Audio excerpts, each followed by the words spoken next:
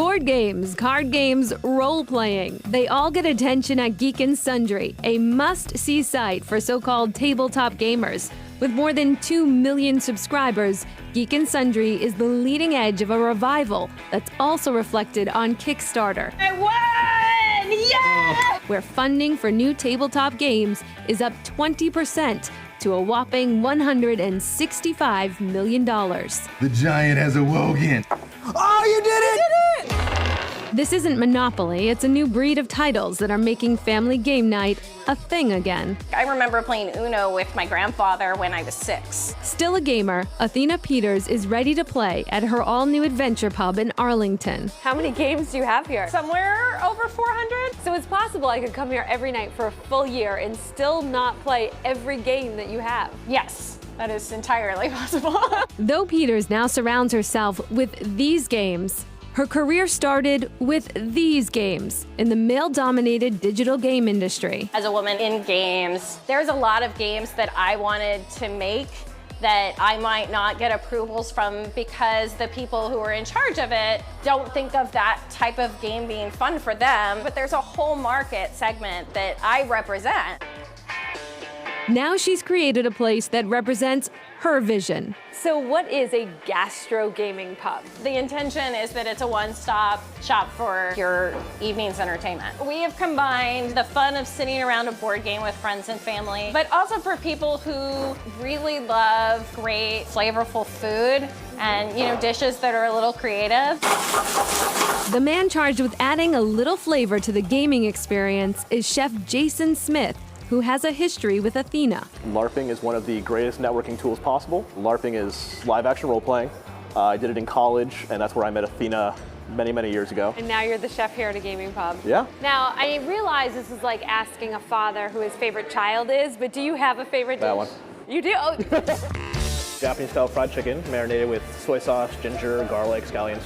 And then we toss it in a Korean pepper paste. My father was from Japan, and I grew up eating a lot of that kind of food. Though some customers come just for the food, the pub does cater to a certain clientele. We're all nerds and geeks, and there's no shame in that here. No shame, especially now that fantasy is mainstream, in part due to the success of series like HBO's Game of Thrones, which Adventure Pub screens weekly. It's a fantasy series that is approachable to a wider audience. When you're like, I totally support House Martell or House Stark, like somebody else random on the street might actually be like, I know what you're talking about. Head to the rear of Adventure Pub and you can flash back to the 70s and one of the original role-playing games, Dungeons and Dragons. Dungeons and Dragons is when you and a bunch of your weirdest friends sit together in a dark room and pretend to be witches and wizards and try to save the world from evil people that are probably dragons or liches. Okay, I still don't know what a lich is, but I do know that Dungeons and Dragons, or D&D as it's called, is more accessible than ever. First, people gather online or in real life. I generally prefer IRL games, just because you get more of a sort of sense of physical connection with the people that you're playing with. Next, players choose characters. An elven ranger. Secret spy for the resistance. A pureblood Yuan-Ti cleric. Then the DM, or Dungeon Master, I am the god of this world. leads the players through a series of adventures or scenarios that are decided by adding each player's attributes with the roll of the dice. So these dice right here play a huge role in determining how the story plays out. Absolutely. Those dice are basically the whims of fate. What is the draw for you? Story, character interactions. Choose your travel companions wisely, because a good story can last a long time. Campaigns can run for like a single night to years, sometimes even decades.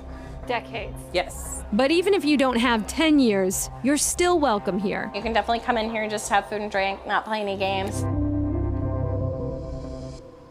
All right, with so many games, you might be wondering which one is the most popular. And it's Sushi Go. Sushi Go is a game where you try to make sushi combinations by collecting the best ingredients from a stack of cards that are cartoon characters of the actual sushi ingredients. That's what they tell me. That's the most popular. Yeah. By the way, Adventure Pub used to be an old bank, so now you can literally go and play Monopoly in a bank. Well, that's a fun little extra. All right. Could rugby become New England's favorite sport?